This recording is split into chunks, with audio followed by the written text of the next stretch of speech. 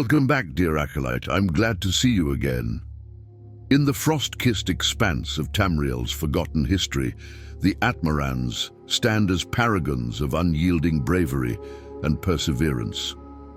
Their saga, etched in the ice of their harsh homeland, reveals a people who face the ceaseless chill with hearts ablaze. From the frozen wastes of Atmora, these intrepid souls carved out a legacy of courage, resilience, and unity, their stories echoing with the triumph of endurance against nature's unrelenting fury. In stark contrast, the Snow Elves, once celebrated for their ethereal grace, succumbed to a tragic fate. Their fall from grace, marred by betrayal and corruption, casts a shadow over their once proud heritage. The treacherous transformation into the vile Falmer starkly contrasts with the noble resolve of the Atmarans. As the Atmarans' heroism shines through the ages, their legacy stands as a testament to the enduring spirit of a people who, against all odds, thrived where others faltered. Their story remains a luminous beacon of strength, illuminating the path of their monumental journey through history. Atmora, the mythical homeland of the Nords, exists in the imagination as a place of stark contrasts, simultaneously revered and feared. Legends depict it as a frozen wasteland, with an unforgiving climate that shaped the hardy people who would later become the Nords. In Nordic mythology, it was often compared to Sovngarde, the revered afterlife, where eternal winter was not a curse, but a reward. The Nords believed that death in battle would send their souls to Sovngarde, where the mead would flow endlessly and the cold would no longer bite. Yet, Atmora was no afterlife. It was very real, and its grip on those who lived there was relentless. Atmora's true nature, however, has always straddled the line between legend and reality. The old Nordic tales paint vivid pictures of its frozen, desolate landscape, where ice and snow stretched endlessly, broken only by jagged mountains and treacherous seas. It was a place of constant strife and hardship, where survival itself was a testament to one's strength. The ancient texts, like Songs of the Return, speak of Atmora as a land shrouded in mystery, existing beyond the northern seas, across the inhospitable Sea of Ghosts. The same texts, however, remind us that while Atmora may have been brutal, it was also the cradle of Nordic civilization, the origin of their proud warrior traditions, and a land steeped in ancient power. To be sure, the discovery of Atmora has long been the subject of fascination, mystery, and heated debate. Early texts, such as Songs of the Return and the Frontier, Conquest and Accommodation, give us glimpses into this frozen land. These writings, penned by those who sought to chronicle the early Nord history, recount the voyages of Ysgramor and his companions, their flight from Atmora, and their eventual return to Tamriel. Yet these texts offer little in terms of factual evidence about Atmora itself, blending myth with fragments of truth, leaving scholars to sift through the fables in search of what might truly lie beneath. The Songs of the Return, for instance, are less a historical document and more an epic saga, celebrating the deeds of Ysgramor and his followers, recounting great battles and weaving stories of heroism. While it speaks of Atmora as a place of eternal cold and treacherous seas, the precise geography or societal structure is obscured by layers of poetic license. On the other hand, the Frontier, Conquest and Accommodation takes a more grounded approach. This imperial text, written from the perspective of settlers looking back on the Atmoran migrations, attempts to outline the earliest contact between Atmarans and the indigenous peoples of Tamriel. It hints at the dire conditions that led to the Exodus, but still falls short of offering detailed insights into Atmora's culture, governance, or history. Perhaps the most tantalizing pieces of evidence come not from these texts, but from excavations and relics. Though far less abundant than artifacts of the Dwemer or Aelids, the few remnants of Atmoran culture that have been discovered provide vital clues to the nature of this ancient society. Primitive weapons, fashioned from iron and bone, have been unearthed in the far northern reaches of Skyrim, bearing designs unlike any seen in later Nordic craftsmanship. Scholars argue whether these were ceremonial or practical, but their unique style suggests a culture distinct from the later Nords of Tamriel. There are also the enigmatic stone carvings found in isolated ruins, which depict scenes of hunting and warfare. These crude but evocative images offer a glimpse into the Atmoran warrior culture, dominated by the hunt and the sword, a life driven by the harsh demands of their icy homeland. But perhaps the most significant finds are the burial sites, where the remains of Atmorans lie entombed with their weapons and armor, a testament to their warrior ethos.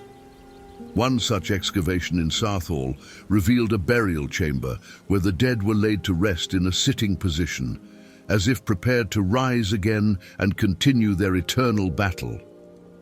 These discoveries have stirred intense debate about Atmoran beliefs in the afterlife, further connecting them to the Nordic reverence for Sovngarde, a realm reserved for the most valorous of warriors. However, relics alone cannot tell the full story of Atmora, and for scholars, the ultimate question remains: how much of the Atmoran myth is true, and how much is mere embellishment?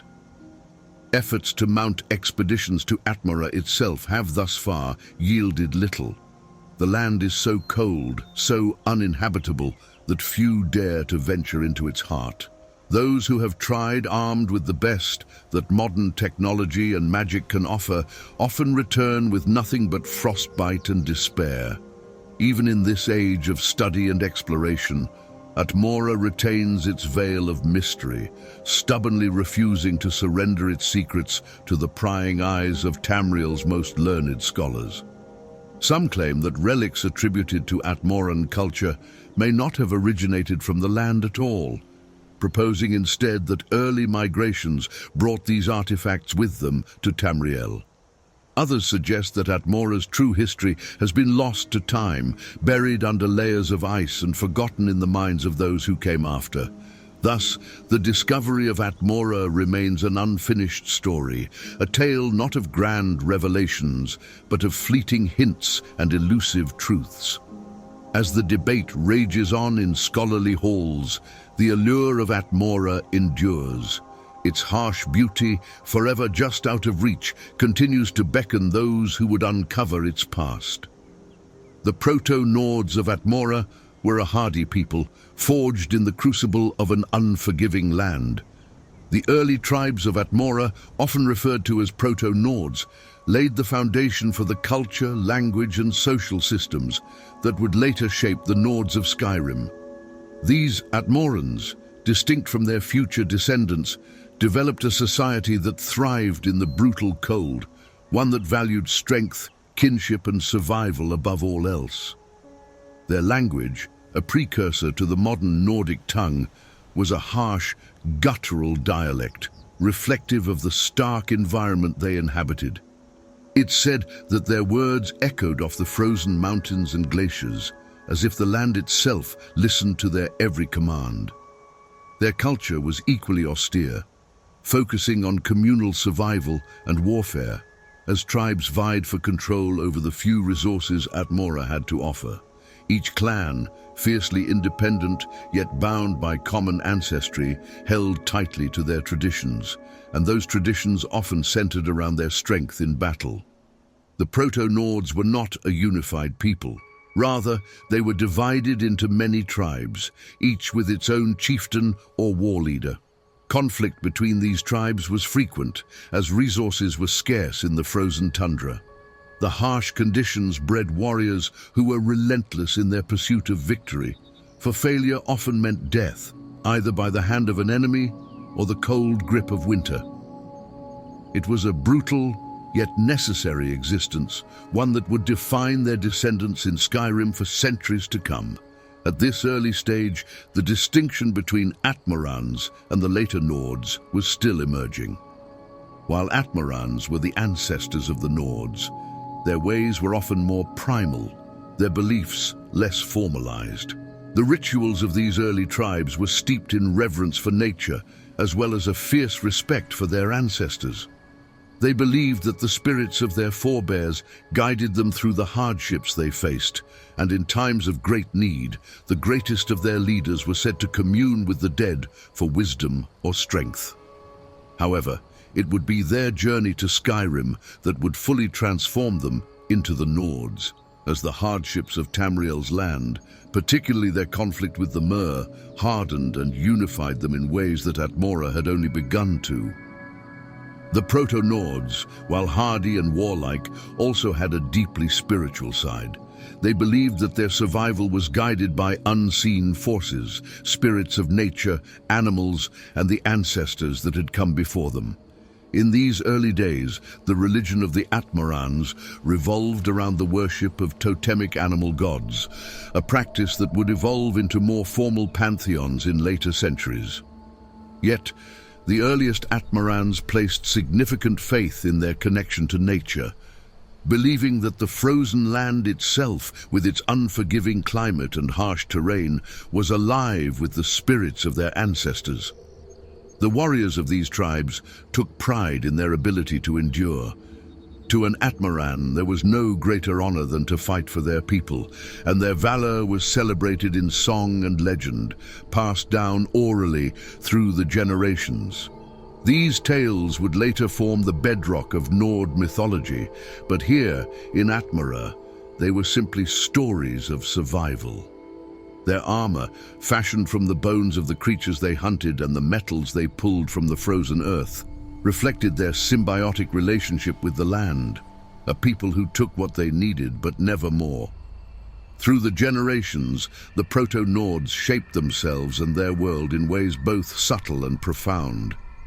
Their societies grew more complex, their leadership more formalized, and their connection to the land and its spirits deeper.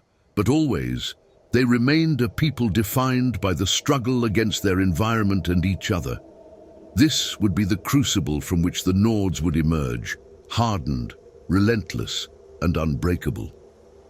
The transition from the Proto-Nordic tribes of Atmora to the Nordic peoples of Skyrim was a long one, shaped as much by the frozen land of their origin as by their eventual exodus to Tamriel.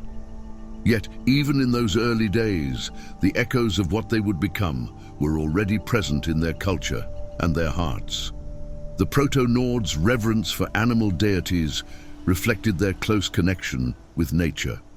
They worshipped gods associated with the beasts that shared their frigid homeland, such as the bear, wolf, and eagle. These deities were believed to embody the qualities necessary for survival in Atmora's harsh climate: strength, cunning, and freedom. Their worship was not just ritualistic but integral to their way of life, influencing everything from hunting practices to social structures. Ancestor worship was equally significant in Proto-Nordic culture. The spirits of their forebears were believed to offer guidance and protection, ensuring that the lessons and strengths of the past were preserved and passed down through generations. This respect for the ancestors laid the groundwork for the later Nordic reverence for their heroic forefathers, including Isgramor, whose legend would become central to Nord identity. Early conceptions of Sovngarde, the Nordic afterlife, were deeply intertwined with the Proto-Nords' religious practices. Sovngarde was envisioned as a grand, eternal feast where brave souls would dwell in the presence of their gods after death. This vision of the afterlife reflected the Proto-Nords' belief in the valor and honor of a warrior's life, reinforcing their cultural emphasis on bravery and martial prowess. The influence of Shor, a principal deity who later became central to Nord worship, can be traced back to these early beliefs. Shor, associated with the sun and revered as a god of warriors and leaders, was seen as a guiding figure who helped shape the Proto-Nords' spiritual and societal values. His presence in early Atmoran religion set the stage for the later, more developed religious practices of the Nords in Tamriel. The Proto-Nords were not merely passive recipients of their environment, but active shapers of their culture and beliefs. Their integration of spiritual, environmental, and social elements created a robust foundation for the Nord civilization. This deep-rooted spirituality and respect for ancestral traditions provided a cohesive identity that would endure and evolve through the migration to Tamriel. The warrior's path in Atmora was rigorous and demanding. Training began early, with young Atmorans learning the arts of war and survival through both formal instruction and practical experience. Rites of passage were steeped in ritual, designed to test not only physical strength, but also mental fortitude and courage. These trials often involved solitary challenges against the harsh elements or combat exercises against seasoned warriors. Success in these rites marked one's transition from a novice to a respected member of the warrior class, solidifying their place within the clan hierarchy. Honor was the cornerstone of Atmaran society. A warrior's reputation was built upon their conduct in battle and their adherence to a strict code of honor. The concept of honor in Atmora extended beyond personal achievements. It was intricately linked to clan loyalty and family legacy. A warrior's actions reflected upon their entire lineage, and thus, maintaining one's honor was a matter of immense importance. This emphasis on honor was not merely a social expectation, but a survival mechanism in a land where betrayal and dishonor could have dire consequences. Combat was not only a means of defending one's home, but also a way of life. Battles and skirmishes were frequent, and every warrior was expected to contribute to the clan's defense against both internal and external threats. The practice of warfare in Atmora was closely tied to their belief systems, where martial prowess was seen as a reflection of divine favor or personal destiny. The warriors held a sacred duty to protect their clan and uphold the traditions handed down through generations. The significance of battle in Atmaran culture was also reflected in their societal structures. Leadership was often determined by martial prowess rather than hereditary rights alone. Chieftains and kings were expected to lead from the front, demonstrating their strength and bravery in combat. This meritocratic approach to leadership ensured that only the most capable individuals could rise to positions of power, reinforcing the culture of honor and strength that defined Atmoran society. In the harsh, unyielding expanse of Atmora, family and social structures formed the backbone of a resilient society. The intricate web of clan loyalty and bloodlines was central to the fabric of Atmaran life. Unlike the more fluid structures found in later Nordic societies, Atmora's clans were tightly knit communities where each individual's lineage played a crucial role in their identity and status. Clan loyalty was not merely a social preference, but a fundamental aspect of Atmaran life. Each clan had its own distinct heritage, customs, and internal hierarchy. Loyalty to one's clan was paramount, often superseding other allegiances. This intense clan loyalty was not just a cultural trait, but a strategic necessity in the frozen north, where survival depended on close-knit communal support. The loyalty was evident in the way disputes were settled and resources were managed. Each clan member's actions were closely tied to the collective welfare of the clan. Family honor was intricately connected to these clan dynamics. The importance of family was highlighted by the revered position of the firstborn. As the inheritor of family responsibilities and legacy, the firstborn was expected to uphold the clan's honor and continue its traditions. This responsibility was not just a ceremonial role, but came with real social and political weight. The firstborn was often involved in key decisions, representing the clan in broader interactions with other groups or even in warfare.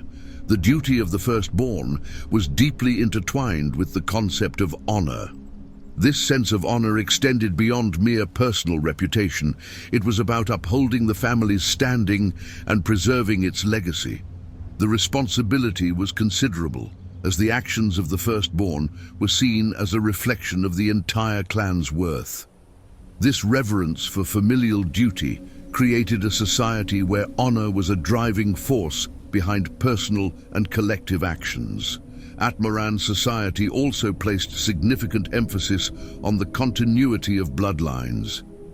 The lineage was not just a matter of heritage, but a symbol of strength and legitimacy. An individual's lineage was closely tied to their status within the clan and the broader Atmaran society. This reverence for bloodlines ensured that family histories and achievements were meticulously recorded and celebrated. In practical terms, this strong focus on family and clan had concrete effects on daily life. Decisions regarding marriages, alliances, and even feuds were heavily influenced by the need to maintain or enhance the family's status. Marriages were often strategic, designed to strengthen alliances or improve a clan's position relative to others. Similarly, feuds or conflicts were handled with an eye toward preserving or advancing the clan's honor and influence. The strict adherence to clan loyalty and the significant role of the firstborn in maintaining family honor contributed to the distinctive character of Atmaran society. The combination of these elements created a culture where personal achievements were deeply connected to the broader social and familial context. This interplay between individual and collective honor shaped the way Atmarans approached life, from their day-to-day struggles to their grandest ambitions. As the ancient world of Atmora faced its twilight, several factors contributed to its decline, each intertwining with the others to bring about the eventual downfall of this frosty cradle of Nordic civilization. The first major theory concerning Atmora's collapse centers on the possibility of a cooling climate. Over time, the land, already harsh and unforgiving, may have grown even colder. Evidence suggests that Atmora's weather patterns could have shifted dramatically, worsening the already severe winters and making the region increasingly inhospitable. This harsh transformation would have led to widespread hardship, disrupting agriculture and hunting and leaving the inhabitants struggling to sustain themselves. In parallel with the climate theories, societal collapse also played a critical role. The Atmaran society, though resilient and warrior-oriented, was not immune to internal strife. Tensions between clans and factions, combined with the pressure of an increasingly hostile environment, likely exacerbated existing conflicts. Historical records indicate a growing fragmentation among the Atmaran tribes, leading to infighting and weakening of their collective strength. Such disunity would have rendered them more vulnerable to both internal and external threats, further accelerating their decline. Moreover, internal strife and power struggles cannot be overlooked. As resources became scarcer, competition among the clans for control over dwindling supplies likely intensified. This internal discord might have led to civil wars or prolonged conflicts, depleting their resources and morale even further. The historical accounts speak of fierce rivalries and battles among the Atmarans, painting a picture of a society fractured by its own ambitions and discord. Another layer of the collapse involves famine and resource scarcity. With the worsening climate and internal conflict, food and essential resources became increasingly difficult to obtain. The Atmarans, whose survival depended heavily on their ability to hunt and gather, faced dire shortages. This scarcity would have had a catastrophic impact on their population, leading to widespread starvation and further social instability. The inability to sustain their population could have driven many to seek refuge elsewhere, setting the stage for the Great Migration. Scholars and oral traditions from Tamriel offer competing theories on how these factors combined to bring about the collapse of Atmora. Some suggest that the migration was not just a result of external pressures, but also an attempt to escape the compounded crises of famine and internal strife. This idea posits that the Atmorans, faced with the collapse of their society, sought a new beginning in the warmer, more hospitable lands of Tamriel, driven by both desperation and hope for a better future. The legacy of Atmoran kingship, passed down through generations, remained a cornerstone of Nordic identity long after the exodus from the frozen land. The concept of kingship that originated in Atmora was not merely a form of governance, but a profound embodiment of strength, honor, and the divine right to rule. In Atmora, kingship was a reflection of the harsh environment and the warrior culture that defined the Proto-Nords. The early Atmoran rulers were seen not just as leaders, but as paragons of martial prowess and leadership. Their authority was derived from their ability to protect their people from the ever-present dangers of their icy world and their role in upholding the values of their society. This notion of leadership was characterized by a strong, often charismatic individual who led not through divine right alone, but through demonstrated skill and bravery. Ysgramor, the legendary leader who spearheaded the migration from Atmora, epitomized this ideal. His rise to prominence was marked by his success in unifying the disparate Atmoran clans under a single banner. Ysgramor's achievements in combat and his strategic acumen made him a figure of immense respect and authority. His departure from Atmora, driven by a mixture of desperation and ambition, set the stage for the establishment of Nordic culture in Tamriel. Once in Tamriel, the Atmoran tradition of kingship became the foundation for the governance of the new Nord settlements. Ysgramor's legacy was enshrined in the structures he built and the laws he established. The early Nord cities, such as Windhelm and Sarthal, were designed to reflect the architectural styles and societal structures of Atmora. The buildings and fortifications not only served practical purposes, but also symbolized the enduring strength and unity of the Nords. The concept of kingship in Skyrim continued to echo the values of its Atmoran predecessors. Nordic kings were expected to be formidable warriors as well as wise leaders. This dual role was essential for maintaining the delicate balance of power and ensuring the prosperity of their people. The idea that a ruler must be both a skilled combatant and a judicious leader was a direct inheritance from Atmora. This expectation was reflected in the laws and customs of early Skyrim, which emphasized personal valor and honor. Ysgramor's descendants further cemented this tradition by establishing a line of rulers who embodied these ideals. The ruling family of Skyrim was seen as the direct continuation of Atmoran heritage, with each monarch expected to uphold the values of their forebears. The legacy of Ysgramor was not just in the tangible achievements of his reign, but in the enduring spirit of leadership he left behind. His model of kingship influenced Nordic politics and societal values for centuries. The origins of dragon worship in Atmora are as chilling as the land itself. The early Atmorans, with their rugged resilience, were among the first to revere the dragons, whether through myth or reality. Unlike the temperate realms of Tamriel, where dragons were often viewed as creatures of raw elemental power, in Atmora, these majestic beasts were entwined deeply with the land's harsh ethos.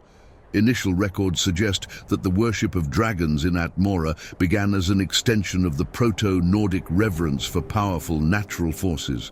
The Atmorans saw the dragons not only as fearsome predators, but as embodiments of the land's primal strength. This relationship was more than mere adoration. It was a profound recognition of the dragon's role in the balance of their unforgiving environment. The connection between the Atmorans and dragons was characterized by awe and a touch of fear, reflecting the same duality seen in their harsh landscape. As the Atmorans migrated to Tamriel, the cultural reverence for dragons did not dissolve. Rather, it took on new forms.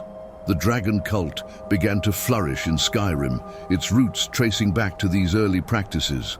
The cult's rise was marked by its ability to integrate itself into Nordic society, presenting the dragons not just as mythical beings, but as gods worthy of worship and dominion. The dragon cult capitalized on the Nordic admiration for strength and power, elevating the dragons to the pinnacle of divine hierarchy. The dragon priests, the key figures in the cult, wielded significant influence, blending their reverence for dragons with a political dominance over the Nords. These priests were not mere intermediaries between the gods and the people. They were powerful figures who wielded both the might of the dragons and the respect of the Nordic society. The dragon priests established their dominance through rituals and ceremonies, reinforcing their divine authority and ensuring that the worship of dragons remained central to Nordic life. During this era, the role of the Thuum, or the voice, became increasingly significant. The Thuum was a form of ancient, powerful magic connected to the dragons and their divine authority. Early Atmarans, and later the Nords of Skyrim, harnessed the Thuum as both a tool and a symbol of their strength and leadership. It was through the mastery of the Thuum that Nordic leaders were able to command respect and enforce their will, drawing upon the power and majesty of the dragons they revered. The use of the Thuum was not only a mark of personal power, but also a cultural cornerstone. It represented the enduring influence of the dragon-worshipping traditions of Atmora, manifesting in battle chants and leadership declarations. The Thuum was a bridge between the Atmorans' ancient beliefs and their new world, linking their past with their present and ensuring the dragon's legacy endured through the ages. The enduring legacy of dragon worship in Atmora highlights the deep connection between the early Nords and their environment. It shows how the formidable landscape and the creatures within it shaped not only their survival, but also their spiritual and cultural practices. The dragon cult's influence on Nordic society was profound, intertwining their religious practices with their understanding of power and authority, and ensuring that the memory of Atmora's dragons continued to resonate through the ages. The dragon cult's expansion from Atmora to Tamriel stands as one of the most significant chapters in Nordic history. The cult, which had its roots in the frozen homeland of the Nords, managed to spread its influence and establish itself in Skyrim, leaving a profound impact on the region.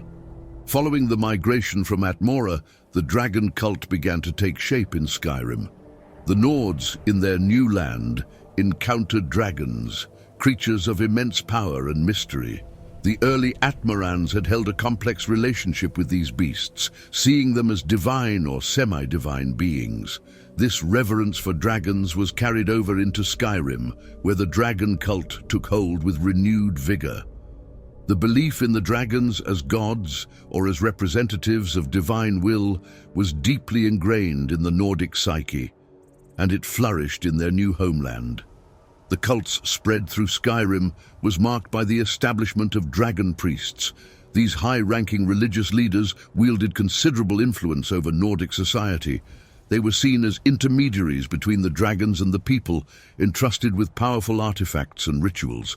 The dragon priests established temples and shrines dedicated to their draconic deities, reinforcing their dominance over the Nords and embedding dragon worship deeply into the culture of Skyrim.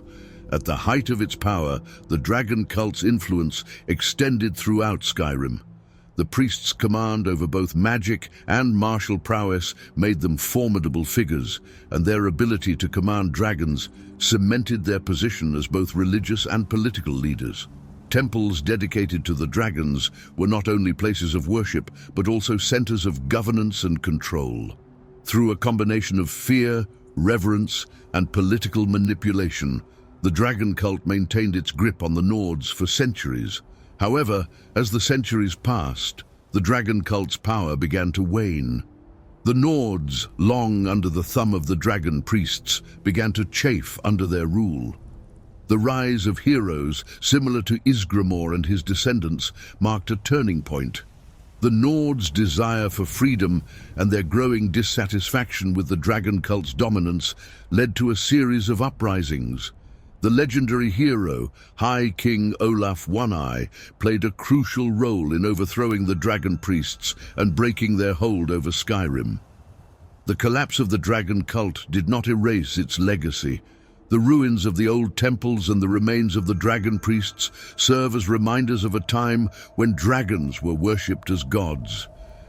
The influence of the dragon cult persisted in Nordic culture, reflected in myths and legends that speak of the great dragons and their former worshippers.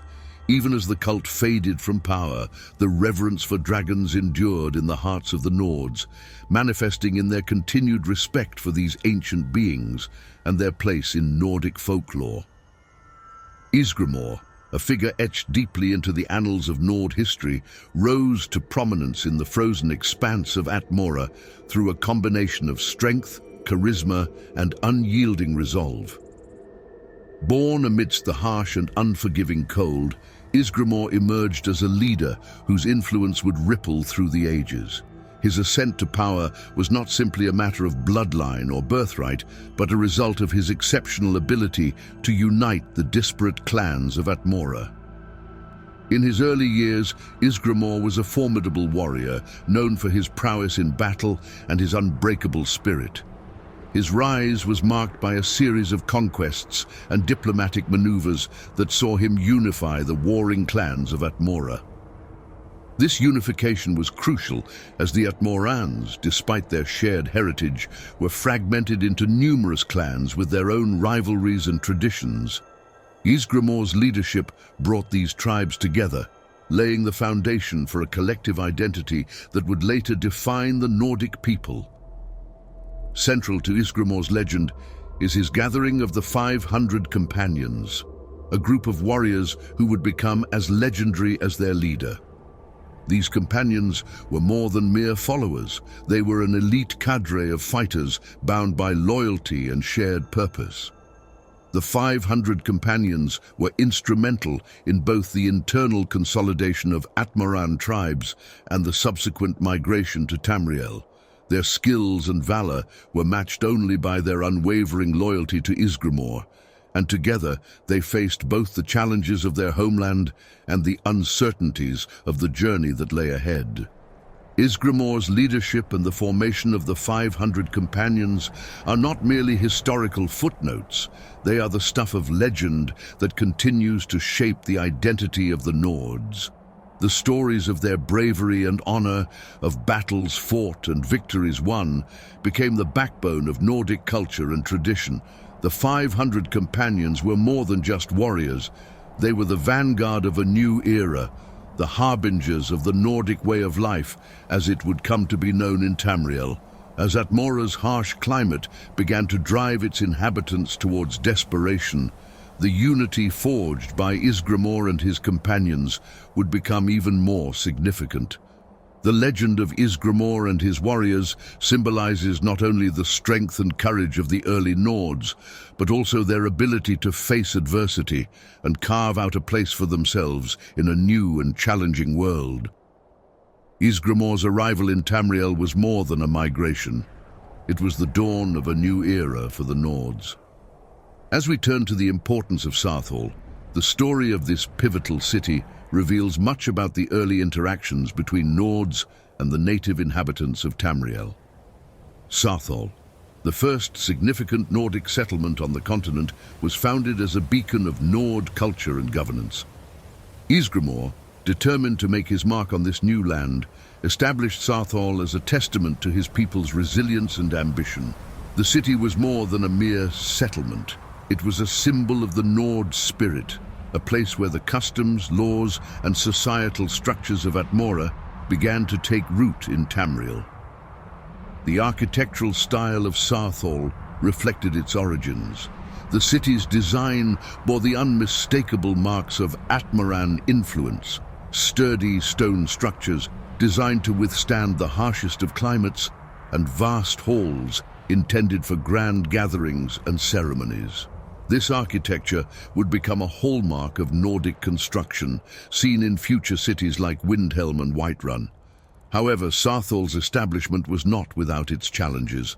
Relations with the native elves, particularly the snow elves, eventually deteriorated. The snow elves, who had long inhabited the region, were able to coexist with the Nords, at least initially.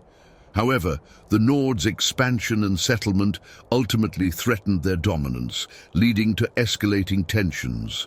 The Nords, for their part, were intent on establishing their presence firmly and were unprepared for the fierce resistance they faced. Sarthol's significance went beyond its immediate role as a settlement. It represented the beginning of Nordic influence in Tamriel, serving as a focal point for Nordic culture and power. The city's fall during the Night of Tears, however, was a devastating blow to the Nords. The destruction of Sarthol by the elves marked a turning point, leading to Isgrimor's vengeful return and the subsequent conflict that reshaped the region. In the aftermath of Sarthol's destruction, the city became a symbol of both loss and triumph for the Nords. The legend of Sarthol's fall and the rebuilding of its legacy became central to Nordic lore. The events surrounding Sarthol laid the groundwork for the Nords' claim to Tamriel, setting the stage for future conflicts and the eventual dominance of the Nords in the region. Ysgrimor's establishment of Sarthol, its subsequent destruction, and the legendary battles that followed were crucial in shaping the Nordic identity and their place in Tamriel. The city stands as a monument to the endurance and strength of the Nords, embodying the trials and triumphs that marked their early history in the new land. The Night of Tears stands as a grim testament to the volatility of early Nordic history, a night when the bright future of the fledgling Nord civilization was extinguished in a blaze of conflict and loss. Sarthol, the first city founded by Ysgrimor and his companions, became the stage for this tragic event, a pivotal moment in the struggle for Nordic dominance in Tamriel. The assault on Sarthol was orchestrated by the Snow Elves, an ancient and enigmatic race whose enmity with the Nords had long simmered beneath the surface. The reasons for this ferocious attack remain a subject of debate. Some suggest it was driven by a desire to reclaim lost territories or to quell the growing Nord presence that threatened their dominance. Others posit that the Snow Elves, facing their own internal crises, saw the destruction of Sarthol as a way to weaken their formidable enemies. The belief that the Night of Tears was significantly influenced by the Eye of Magnus primarily stems from high elf narratives, which some scholars argue may be steeped in Thalmor propaganda.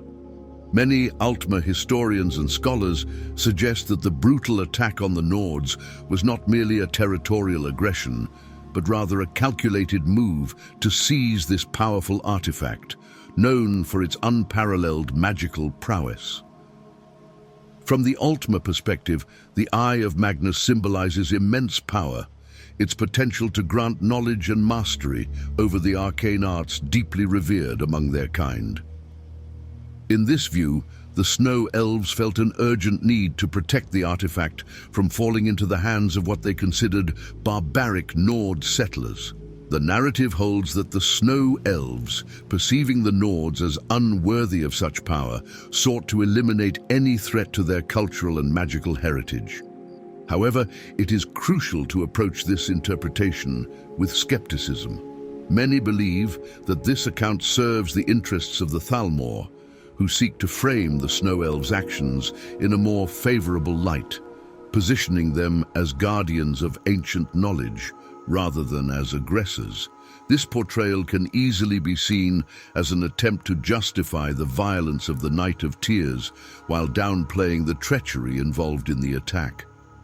Certain members of my own order, many of whom are of high elf origin, believe this theory to have some credence, and if there is any truth to it, would only serve to illuminate the greed and treachery of the ancient elves, who attempted to eliminate an entire race in service of their own selfish desires. Regardless of the motive, the attack was a devastating blow to the Nord settlers. What is known for sure is the snow elves were almost certainly Merethic supremacists and viewed the cleansing of the Atmoran people to be much akin to the disposing of a pest. The Night of Tears unfolded with a savagery that left few survivors. The Snow Elves, employing their advanced knowledge of magic and warfare, overwhelmed the city's defenses with ruthless efficiency. The destruction was near total. Buildings were set ablaze, and the once thriving city was reduced to smoldering ruins. Ysgramor's sons fell in the chaos, their deaths marking a profound personal and cultural loss for the Nords.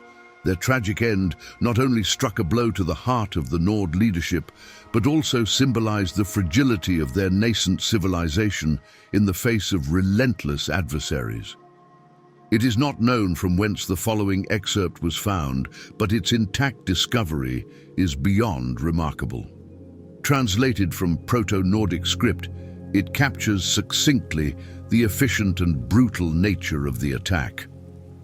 To quote, "The night was still, a silence that would never seem whole again, broken only by the haunting memory of screams that clawed the air as the snow fell. We had made this land ours, a place of hope and refuge after the bitter battles of Atmora, and here we were to live in peace. It was a land where the heart could beat in rhythm with family and kin, where we could shape our lives beyond the blood and ice of the old ways. Or so we had believed. I can still feel the sting of cold as it seeped into my bones that night, but it was not the frost that chilled me. It was the treachery of our supposed allies, the Snow Elves. They had walked among us, shared fires with us, and their smiles had been those of comrades. We let them into our homes, shared our bread, and even our children grew to know their faces as trusted friends. In return, they bared fangs under the cover of darkness, turning peace into slaughter. The first clash came so sudden, I thought it a terrible nightmare. I had been at the edge of the city, near the fires, watching the stars above when the first arrow struck. A soundless, glinting shaft that buried itself into the neck of my friend, Valdemar. He fell before he could gasp, his blood staining the snow. And then I heard them, a surge of footsteps, quiet as shadows, but their eyes, they burned. The elves came from all sides, cold and white as the frost, with faces empty of mercy. Blades flashed in the moonlight, swift and silent, and every stroke took a life before a shout could be raised. I stumbled back, disbelief heavy in my chest, as I watched our people, men, women, children, cut down without pause, without mercy. Blood pooled in the snow, steam rising from the warmth of life taken too soon. I had never seen cruelty so sharp, so deliberate. These were not battles of valor or honor. These were acts of cowardice, wielded in the guise of friendship. They cut throats as one would slice meat, and children who clung to their mothers' skirts found themselves swept up in that silent tide of death. There was no outcry, no warning. Their faces, blank as ice, seemed to savor each life taken, as though we were mere animals to be slaughtered. In the midst of the chaos, I fought to protect my kin, gripping my horn, made from the tusk of a mammoth I had slain so many moons ago. With a desperate breath, I raised it to my lips, knowing I had to sound the alarm. I unleashed a clarion call that sliced through the stillness, echoing across the rocky pillars of Sarthal. Had I not sounded the horn, I believe every life to a man would have been extinguished that night. The Snow Elves in their style crept in like thieves, slitting throats without warning. My own blade found a few of them, for I could not stand idle as they tore my people apart. I remember the heat of rage, the blind fury, as I swung my axe with all the strength my ancestors had ever known, splitting bone and flesh, feeling their blood warm on my hands. But there were too many, and their blows were quick and exact. It was no battle. It was butchery. I live with the shame of my survival to this day. I fear I will not see my kin in Sovngarde, as I was knocked out from some varietal of their heathen magics. To think they had eaten with us, that we had welcomed them. only to see their faces twisted in joy as they tore our homes asunder. By dawn, the city was a ruin, and my heart a raw wound of hate. This was not war, it was a massacre, a betrayal that would etch itself in my bones for as long as I breathed. I swore to the gods of my ancestors that we would rise again, that we would remember, and that the snow would run red with the blood of every last elf until justice was done. And so we live on, we few who remain, not out of fear, but out of vengeance." End quote. I find myself struggling with the duty to maintain an unbiased account of such a deeply tragic and harrowing event. The massacre of the Nords by the Snow Elves, an act brutal in its calculation and devastating in its consequences, forces a level of detachment that feels almost unnatural. Scholars are meant to sift through the ashes of history with clear minds, to observe without becoming entangled in the grief or anger of those long departed. Yet there are moments in history when even the most disciplined of minds is drawn towards sympathy, and this massacre was one of them. The survivors' accounts haunt me, each retelling saturated with a bitterness and sorrow that is impossible to ignore. Many describe the Snow Elves as friends, allies who dined at Nordic tables and mingled freely among them under the guise of trade. And yet, on that night, they brought death upon their hosts with a swiftness and cruelty that defies a detached view. The Nords' grief, born of betrayal by those they had trusted, seeps into every record, each word heavy with a rage that I, too, in reading and rereading these accounts, struggle to set aside. Perhaps I would better serve history by embracing this challenge rather than denying it, to recognize that while a historian may strive for objectivity, we are not immune to the pull of human experience, especially when the cost of conflict and mistrust is as clear and brutal as it was on the night when blood stained the snow in the icy halls of Sarthal. As it were, Ysgramor's response to the devastation was one of fiery determination and unyielding resolve. Fueled by grief and rage, he rallied the surviving members of the 500 companions, calling upon them to avenge the loss of Sarthal and his sons. This call to arms was not merely a quest for vengeance, but a pivotal moment that redefined Nord resilience and their capacity for collective action. The ensuing campaign against the Snow Elves was marked by a fierce and bloody struggle. Ysgramor, with the 500 companions at his side, pursued the Snow Elves across Skyrim, engaging them in a series of brutal battles. The conflict, now known as the extermination of the Snow Elves, was a decisive period in Nordic history. The surviving old guard of the 500 took their time with the malefic race of Myr, and exacted a righteous blood toll for their slain kin. He led his warriors back to Skyrim with a single purpose: to exact vengeance upon the Snow Elves who had betrayed and massacred his people. The battle was brutal, a clash of iron and spirit against frost and despair. The warfare that ensued was not merely about territory, it was about obliteration. The Snow Elves, once proud and feared, were driven to near extinction, their presence in Tamriel relegated to the pages of history and the whispers of legends. Merethic treachery has often known few limits, as the Nordic people learned quite early. The lessons of the betrayal would carry on through many generations after the traumatic events at Sarthal. Due to the purpose and nature of the attack by the Snow Elves, few, if any, prisoners were taken by the Nords. The Snow Elves were driven into hiding, and many were eventually forced to seek refuge in the depths of Blackreach, where they would become the degenerate Pale Folk, now a shadow of their former selves. Ysgramor's companions became legends not only for their bravery, but also for their relentless pursuit of justice. Ysgramor's vengeance was not solely about retribution, it was also about securing the future of the Nord people. With the Snow Elves vanquished and their threat neutralized, the Nords could consolidate their position in Skyrim, ensuring their dominance over the land. The rebuilding of Sarthal was a symbol of this newfound strength, a testament to the resolve of the Nord people in the face of treachery. As we bring to a close the epic tale of Atmora, we honor a people who not only endured, but thrived amidst the harshest of conditions and the duplicitous schemes of their enemies. In the frozen expanse where many would falter, the Atmorans stood as paragons of endurance and strength. Their story is a vivid testament to the power of resilience. While the snow elves plotted in the icy shadows, the Atmorans forged a thriving civilization from the very heart of the frozen wilderness. Their unyielding spirit and unbreakable unity transformed a harsh and unwelcoming land into a cradle of Nordic culture and strength.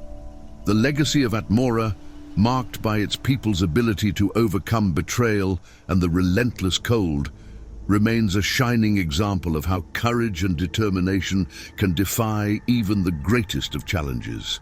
Their triumphs continue to inspire, a beacon of hope and strength for all who face adversity. Where Mer failed, man certainly triumphed.